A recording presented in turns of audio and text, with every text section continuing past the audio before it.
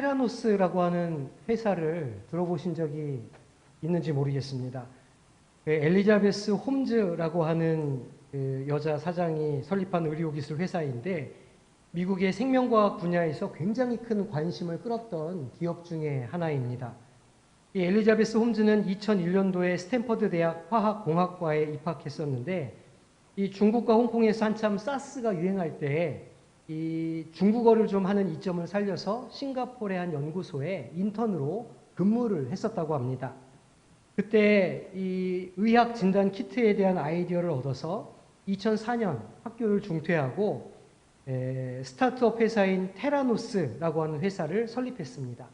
그리고 2014년도에 혈액 한 방울로 250여 종의 질병을 진단할 수 있는 의학 키트인 에디슨을 개발하게 됩니다. 곧 테라노스는 미국 최고의 메디컬 기업이 되었습니다. 2015년도를 확인해 보니까 이 테라노스 시장의 가치가 90억 달러였습니다. 우리 돈으로 환산하면 1조가 넘는 돈입니다. 1조 정도 뭐 아무렇지도 않으신가 봅니다. 포브스는 엘리자베스 홈즈를 세계에서 제일 부유한 자수성가형 여자로 그렇게 선정하기도 했습니다. 이 시기에 홈즈는 여자 스티브 잡스라 이렇게 불리면서 실리콘밸리의 희망이자 그야말로 전 미국의 영웅으로 떠올랐습니다. 최정상급 연예인들의 인기를 누리면서 아주 엄청난 이슈를 만들었습니다. 그녀의 삶은 굉장히 성공적인 것처럼 보였습니다. 월스트리트 저널의 탐사 보도가 나오면서 그녀의 삶은 추락하기 시작합니다. 입신양명, 자신을 세우고 이름을 널리 알리는 것, 세상은 이 성공을 향해서 달려갑니다. 물론 여기서 말하는 성공은 세상에서의 성공을 의미하죠. 재물이 많아지고 유명해지고 권세를 얻는 것을 의미합니다. 사실 이러한 성공을 마다할 사람이 어디 있겠습니까? 물질이야 많으면 많을수록 좋고 또 유명해지고 권력을 얻으면 그것 또한 사는데 편리하고 재미있는 일이 되는 것은 너무나 자명한 일입니다. 한국 사회에서는 더더욱이나 이러한 세상에서의 성공을 중요하게 여깁니다. 어느 동네에 사는지, 어떤 브랜드 아파트에 살고 있는지, 어떤 차를 타고 다니는지, 아니면 어떤 학교를 졸업했는지, 어떤 옷을 입는지, 아버지가 누구인지 등등에 대해서 관심을 갖는 것은 그것이 성공의 척도라고 생각하기 때문입니다. 수능시험을 보면 대충 가는 학교들이 정해지죠. 최상위 아이들은 의대를 지원합니다. 서울대 의대부터 지원하기 시작해서 자칫 지역 의대로 내려갑니다. 그 다음 성적을 기록한 친구들은 보통 법대를 지원하게 됩니다. 마찬가지로 서울대 법대부터 시작해서 지역 학교로 점차 내려갑니다. 왜 그렇습니까? 그런 직업들이 성공적인 삶을 살 것이라고 믿기 때문입니다. 실은 그런 목표를 갖는 게 지극히 자연스럽고 본성적인 일입니다. 더 편한 삶을 살고 더 풍족한 삶을 살고 더 안전한 삶을 사는 것이 우리 본성에 어울립니다. 동서고금을 막론하고 본성적인 삶이 추구하는 성공은 그래서 지극히 세상적이라 할 수 있습니다. 그리스도인으로 세상을 살다 보면 바로 이러한 지점에서 갈등이 생기고 고민이 생깁니다. 과연 내 삶은 그리스도인의 가치관을 따라 살고 있는가? 아니면 세상 가치관을 따르고 있는 것인가? 그리스도인의 가치관과 세상의 가치관은 서로 어울릴 수 없을까? 물과 기름처럼 섞일 수 있는 상반된 것인가? 세상적인 성공을 하는 것은 하나님의 뜻인가? 뜻이 아닌가? 고민하게 됩니다. 오늘 본문에 기록된 베드로의 반응과 예수님의 질타는 오늘 우리의 이러한 갈등과 고민을 더 심화시킵니다. 과연 예수님을 믿는다는 것은 어떤 것인가? 그리스도인으로서 살아간다는 것은 어떤 모습이어야 하는가에 대해서 오늘 말씀을 통해 그 답을 함께 찾아보기를 소망합니다. 지난주 살펴본 오늘 본문의 앞 단락에서 예수님은 제자들에게 물어보셨습니다. 너희는 나를 누구라 하느냐? 이 중요한 질문을 하기 위해서 일부러 가이사랴 빌립보까지 그 제자들을 데리고 올라가셨습니다. 가이사랴 빌립보는 그야말로 세상적인 명성과 성공, 부의 추구와 열망을 상징하는 도시입니다. 황제 숭배와 우상 숭배를 위한 거대한 신전이 있는 곳이었기 때문입니다. 그 세상의 가치 추구를 상징하는 한 복판에서 주님은 제자들에게 너희는 나를 누구라 하느냐고 물어보셨습니다. 그러니까 그 질문은 세상 한 복판에서 살면서도 나를 구주로 인정하고 따르겠는가 물어보는 그런 장면이었던 것입니다. 여기에서 베드로는 주는 그리스도시요 살아계신 하나님의 아들이시라고 대답합니다. 주님께서는 베드로의 이 대답을 아주 기쁘게 받으셨고 그래서 이 반석 위에 교회를 세우겠다고 말씀하셨습니다. 오늘 우리가 읽은 본문 21절은 이때로부터라고 시작합니다. 이때가 언제입니까? 바로 베드로가 자신의 신앙을 고백한 그 때를 말합니다. 주님이 어떤 분이신지 고백하고 주님을 주인으로 모시는 삶을 살아가겠다고 고백한 바로 그때에 오늘 본문의 말씀이 시작됩니다. 주님은 아마도 베드로가 생각하는 성공과는 좀 다른 말씀을 하셨던 것 같습니다. 21절 말씀입니다. 이때로부터 예수 그리스도께서 자기가 예루살렘에 올라가 장로들과 대제사장들과 서기관들에게 많은 고난을 받고 죽임을 당하고 제3일에 살아나야 할 것을 제자들에게 비로소 나타내시니 주님께서는 자기가 고난을 받고 죽임을 당할 것이라 말씀하십니다. 베드로를 포함한 제자들은 주님께서 그리스도시요 살아계신 하나님의 아들이라는 사실을 이해하고 고백하기는 했지만 그것이 의미하는 더 깊은 의미까지는 깨닫지 못했던 것으로 보입니다. 예수님께서 자신을 인자라고 부르시면서 메시아이심을 드러내신 의도와 제자들이 고백하는 메시아 사이에는 큰 간극이 존재했습니다.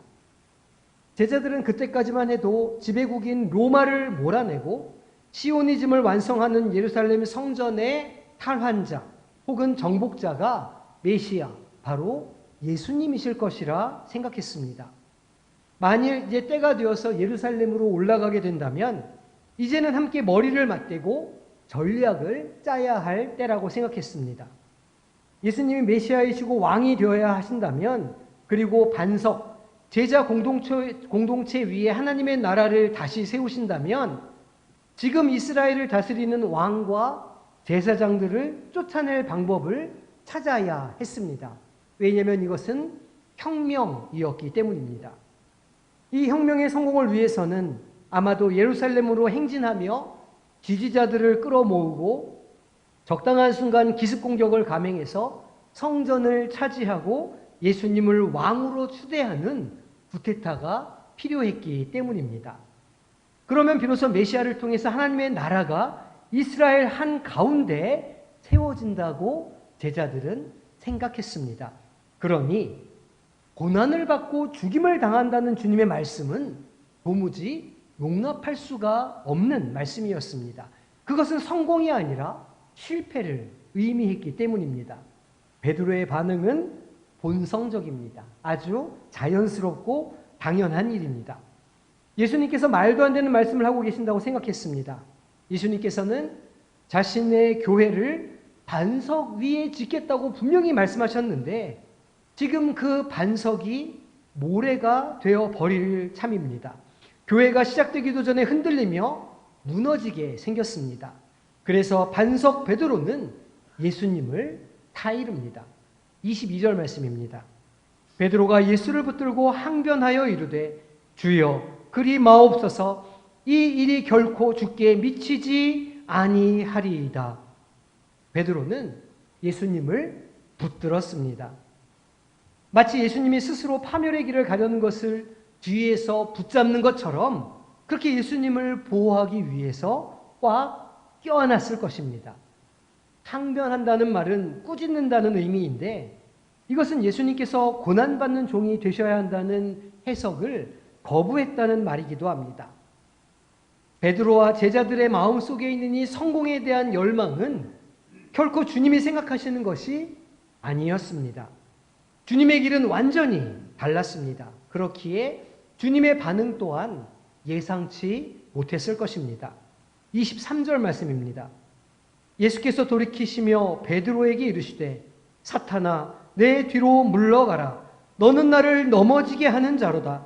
내가 하나님의 일을 생각하지 아니하고 도리어 사람의 일을 생각하는도다 하시고, 주님께서 베드로를 향하여 사탄아 내 뒤로 물러가라 말씀하십니다. 언뜻 듣기에 조금 과한 표현처럼 들리기까지 합니다. 왜 베드로에게 이런 말씀을 하셨을까요? 베드로의 요구가 예수님께서 처음 사역을 시작하실 때 경험하셨던 사탄의 유혹과 본질적으로 같았기 때문입니다. 광야에서 주님은 십자가를 지지 않아도 그 위대한 일을 다 성취할 수 있다는 유혹을 받으셨습니다. 수고하지 않아도, 희생하지 않아도, 좁은 길을 가지 않아도 성공적인 사역을 할 수 있다고 유혹했습니다. 그런데 지금 베드로 역시 고난당하지 않아도 성공적인 사역을 할 수 있다고 주님께 말하고 있기 때문입니다. 사단의 유혹을 단호하게 거부하셨던 주님은 사랑하는 제자 베드로의 유혹에 그 마음이 아프셨습니다. 너는 나를 넘어지게 하는 자로다 말씀하시는데 여기에는 그러한 슬픔과 서운함이 서려 있습니다. 가장 가까웠던 제자가, 수제자가, 자신을 가장 잘 이해한다고 생각했던 제자가 그렇지 못했기 때문입니다. 누가 십자가를 원하겠습니까? 주님은 그 십자가를 져야 했지만 주님도 가능하다면 그 쓴 잔을 피하고 싶으셨습니다. 편한 길, 쉬운 길, 남들 다 가는 길이 있는데 왜 구태여 좁은 길을 가야 할까요? 왜 길도 없는 곳에 오솔길을 내야 합니까? 바리새인들, 서기관들과 어울리시면서 적당하게 권세를 취하시고 그들을 이용해서 훨씬 세련되고 멋있는 방법으로 이스라엘의 왕이 되실 수도 있으실 텐데 그게 지혜롭고 현명한 길 아니겠습니까? 이것이 광야에서 사탄이 유혹한 내용이고 오늘 본문이 보여주는 베드로의 유혹이며 오늘 우리 그리스도인들의 삶에 있는 유혹이기도 합니다. 이 유혹에 대해서 주님은 폭탄과 같은 말씀을 선포하십니다. 24절입니다. 이에 예수께서 제자들에게 이르시되 누구든지 나를 따라오려거든 자기를 부인하고 자기 십자가를 지고 나를 따를 것이니라. 오늘날 자기를 부인하는 삶을 사는 사람이 어디 있습니까? 자기를 도리어 드러내기 위해 살고 내가 얼마나 잘났는지, 내가 얼마나 힘이 있는지, 내가 얼마나 잘 사는지, 내가 얼마나 행복한지를 보여주기 위한 시대를 우리는 살고 있습니다.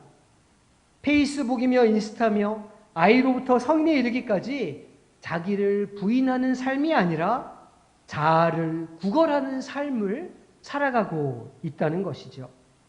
그러니 이 말씀이 제자들에게 그리고 오늘 우리에게 얼마나 허황된 것으로 들립니까? 주님은 이 말씀을 부연해서 설명하십니다. 25절, 26절입니다. 누구든지 제 목숨을 구원하고자 하면 잃을 것이요 누구든지 나를 위하여 제 목숨을 잃으면 찾으리라. 사람이 만일 온 천하를 얻고도 제 목숨을 잃으면 무엇이 유익하리요? 사람이 무엇을 주고 제 목숨과 바꾸겠느냐 말씀하십니다. 예수님을 따르고자 하면 그리스도인으로 살아가겠다고 결심하면 모든 것을 이룰 수도 있습니다.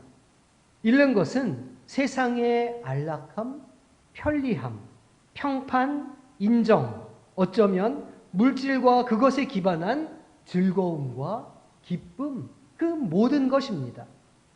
하지만 그것을 잃는 모든 동시에 다시 얻습니다. 다시 얻게 되는 것에는 구원과 영생, 세상에서는 경험할 수 없는 진정한 자유와 참 만족이 있죠.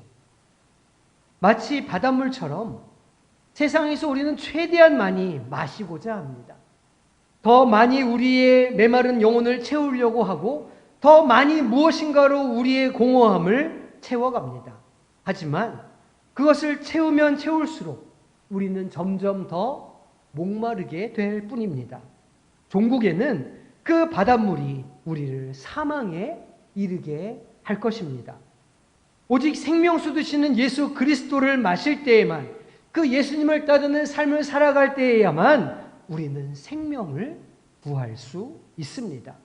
그 바닷물을 포기하는 것, 세상의 기쁨과 즐거움을 포기하는 것이야말로 진정 우리의 삶과 영혼을 살릴 수 있는 유일한 방법인 셈입니다.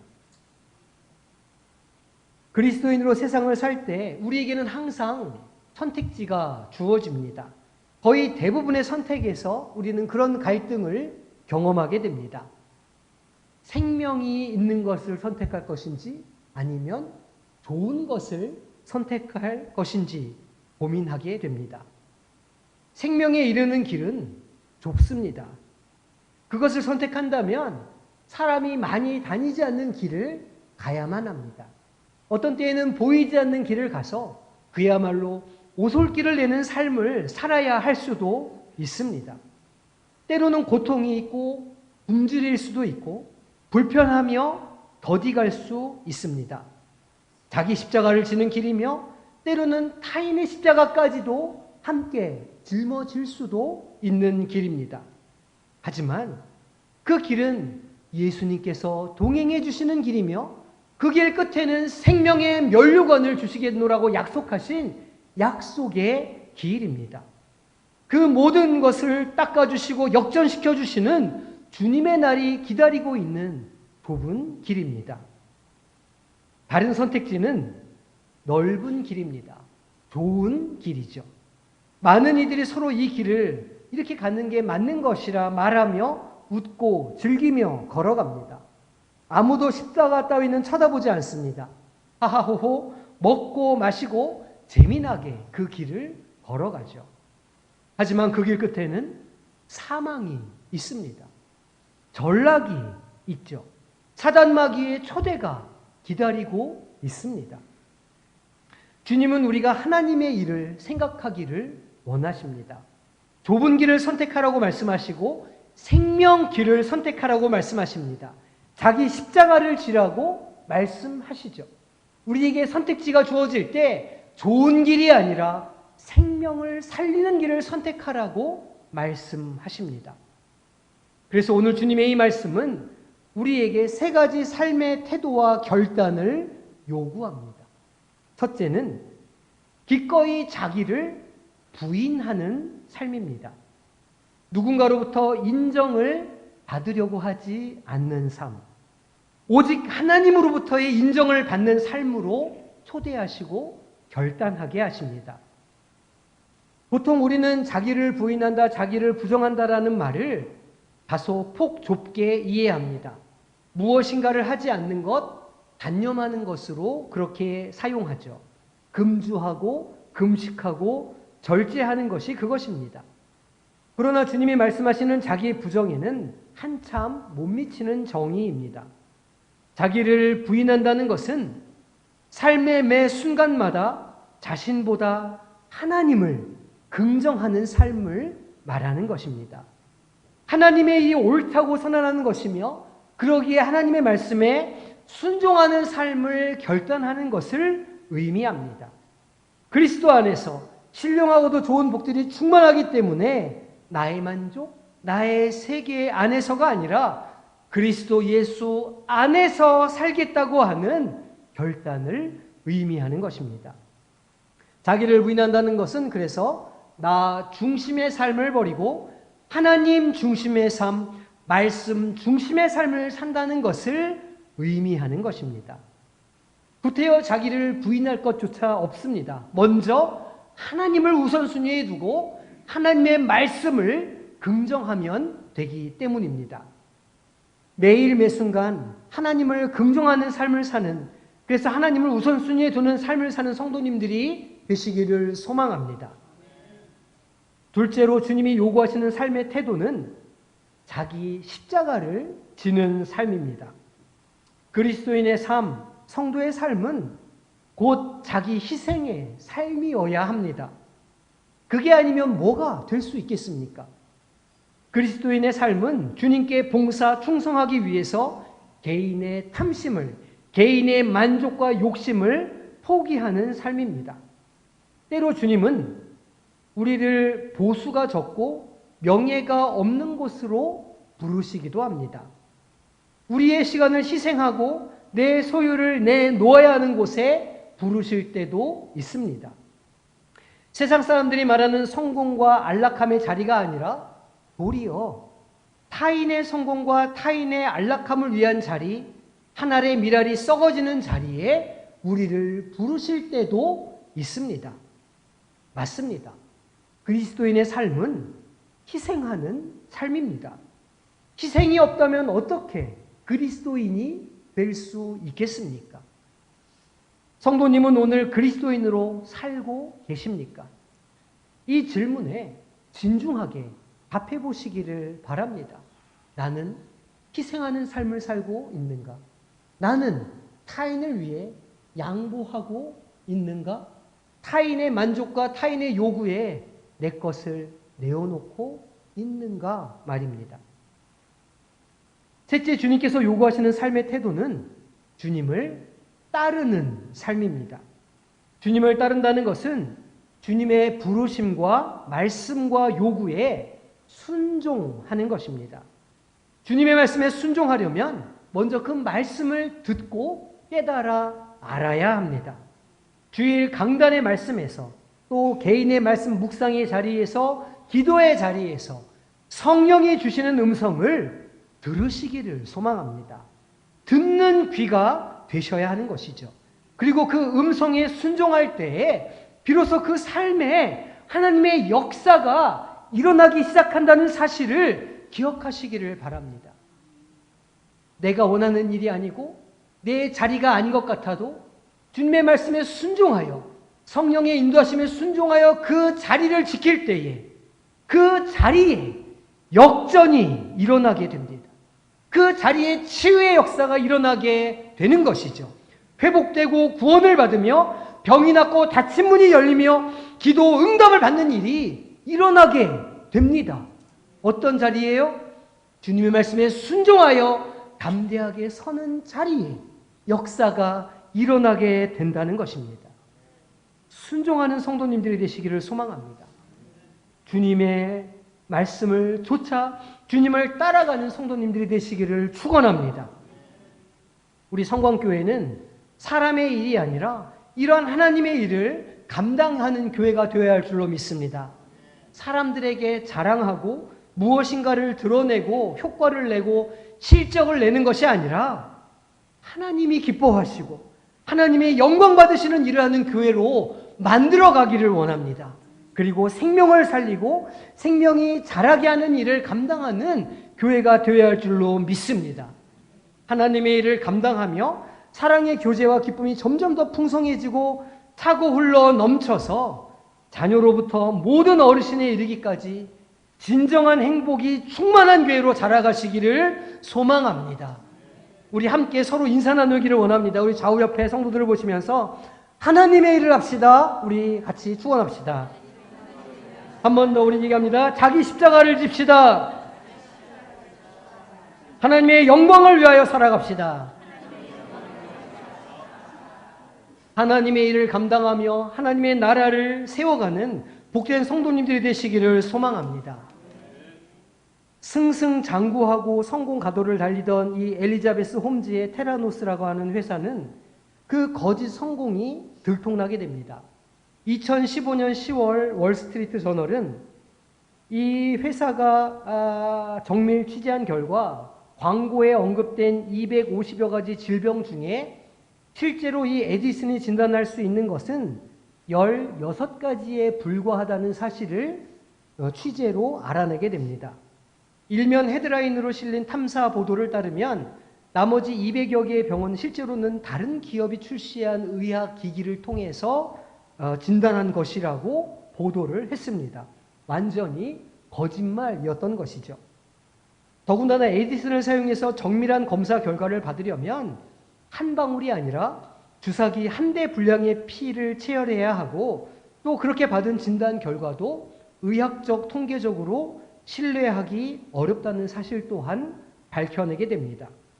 결국 2016년 테라노스의 기업 가치는 0원으로 추락했고 홈즈 대표의 재산도 공중으로 사라지게 되었습니다.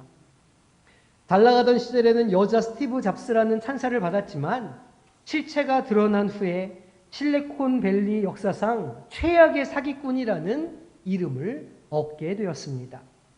지금은 텍사스주 휴스턴 외곽의 브라이언 연방 여성 교도소에서 형을 살고 있습니다. 세상적인 성공은 거품과 같은 것입니다. 그것이 좋아 보이고 탐스러워 보이지만 그것은 선악과와 같은 것이라는 것을 분명하게 아셔야 합니다. 우리가 바라보아야 하고 진정 추구해야 하는 것은 주님 안에서의 진정한 성공, 나뿐만이 아니라 내 주변에 있는 사람들까지 함께 행복해질 수 있는 복음을 따라 사는 길인 줄로 믿습니다. 세상적인 성공이 아니라 주님 안에서의 진정한 성공을 좇는 행복한 성공의 모든 권속들이 되시기를 주님의 이름으로 축원합니다. 이 시간 함께 찬양하며 기도하겠습니다. 우리 찬양하고 기도할 때에 하나님, 우리가 세상의 즐거움과 기쁨을 좇으며 그렇게 살아가지 않게 하여 주옵소서. 부르신 곳에 순종하며 하나님의 일을 감당하게 하시고 자기를 부정하고 자기 십자가를 지고 예수님을 따르는 삶을 살게 하여 주옵소서. 그래서 그 삶에 일하시고 역사하시며 역전시키시는 하나님의 은혜를 경험하게 하여 주옵소서. 함께 기도하며 나가겠습니다. 우리 찬양합니다. 세상을 구원하기 위해 흘려야 할 피가 필요하다면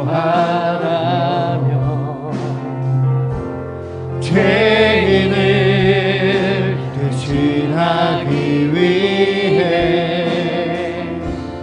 희생의 제물 필요하시다면 내 생명 제단 위에 드리리.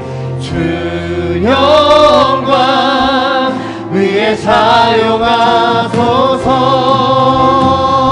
생명이 또 다른 생명 낳고 주님 볼 수 있다면 나의 삶과 죽음도 아낌없이 드리리. 죽어야 다시 사는 주의 말씀 믿으며 하나님의 미래여 적어지리.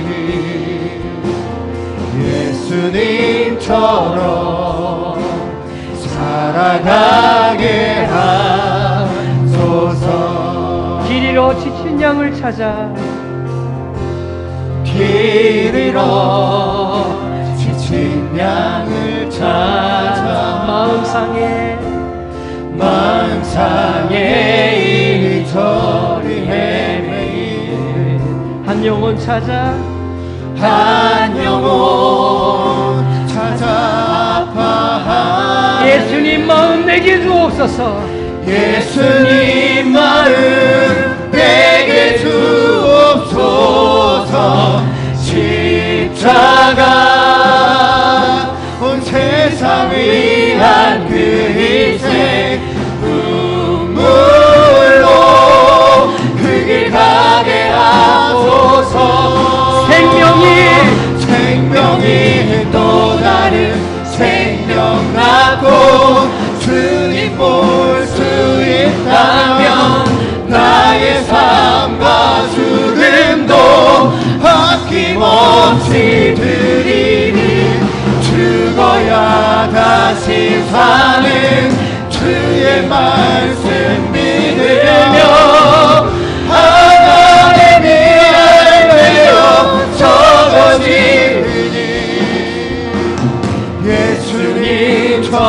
예수님처럼 살아가게 한 생명이 또 다른 생명 낳고 생명이 또 다른 생명 낳고 주님 볼 수 있다면 나의 삶 죽음도 아낌없이 드리 죽어야 다시 사는 주의 말씀 믿으며 하나님의 되어 적어지니 예수님처럼 살아가게 하소서. 이 시간 함께 기도하며 나오길 소망합니다. 주님, 우리의 한 주간의 삶이 세상 것이 아니라 하나님의 일을 바라보며 하나님께 순종하는 한 주간이 되기를 소망합니다. 아멘. 주님께 순종하며 살아갈 때에 우리 가운데, 우리 삶 가운데 역전의 역사가 일어나게 하여 주시고 아멘. 성령 충만의 일이 있게 하여 주시옵소서. 그 삶에 하나님의 나라가 세워지게 하여 주시옵소서. 주님의 이름 부르고 기도하며 나가도록 하겠습니다. 주여, 아버지 하나님, 우리의 삶을 지켜주시기를 소망합니다. 이번 한 주간 주님을 바라보며 살아가게 하여 주시옵소서. 하나님의 일을 생각하며 하나님의 일을 바라보며 살아가게 하여 주시옵소서. 우리가 늘 일하시고 역사하시는 그 일을 바라보게 하여 주시고 주님의 나라를 바라보며 살아갈 수 있도록 인도하여 주시옵소서. 자기의 힘을 부인하고 자기 십자가를 지고 나를 따를 것이라 말씀하셨사오니 아버지 하나님의 십자가를 지는 삶을 살게 하여 주시기를 소망합니다. 주님의 나라를 향하여 나아가기를 소망합니다. 부르신 곳에서 순종하며 하나님의 일을 감당하게 하여 주시고 주님은 삶에 역사하시고 일하시며 역사는 은혜를 경험하게 하여 주시옵소서. 아버지, 우리의 삶을 지켜주고 보여주시기를 소망합니다. 한동안의 삶에 영광을 드리기를 소망합니다. 늘 인자와 주님 함께 하시며 온전히 우리 인도하여 주시고 대를 행하여 주시옵소서. 우리 가운데 성령 충만의 역사가 있게 하여 주시옵소서. 주님과 언제까지 소망하오니 우리가 예수님처럼 살아가게 하시고 예수님을 닮아가게 하여 주시옵소서. 주님, 그 주님의 부르심에 순종하며 나아가기를 결단합니다. 아버지 하나님, 자기를 부인하고 자기 십자가를 지고 주님을 따르는 삶을 한 주간 살아가게 하여 주시옵소서. 우리가 우리의 삶을 버리며 하나님의 미랄이 되어 주님처럼 살아갈 때에 그 삶에 일하시고 역전의 역사를 경험하게 하시며 은혜를 충만하게 부어주시고 살 길을 내어주시며 경통케 하시는 역사를 경험케 하여 주시옵소서. 오직 주님의 말씀에 순종하며 우리의 삶의 간증의 제목이 풍성이 넘쳐나기를 줄로 믿습니다. 한 주간 우리와 동행하여 주시고 우리의 삶 가운데 일하여 주시옵소서. 지금은 우리 주 예수 그리스도의 은혜와 하나님의 사랑하심과 성령의 교통하심이 자기를 부인하고 자기 십자가를 기꺼이 짊어지며 주님의 말씀에 순종하여 따르기로 결단하는, 그래서 그 삶 가운데 하나님의 일하심과 역전의 은혜를 경험하기를 결단하는 이 자리에 머리 숙인 모든 주의 자녀들 위에와 그 가정과 직장과 사업과 학업 위에 군 복무 중인 청년들과 병상에 있는 지체들과 해외에서 학업 중인 우리 청년들 위해 영원토록 함께 하시기를 간절히 축원하옵나이다. 아멘.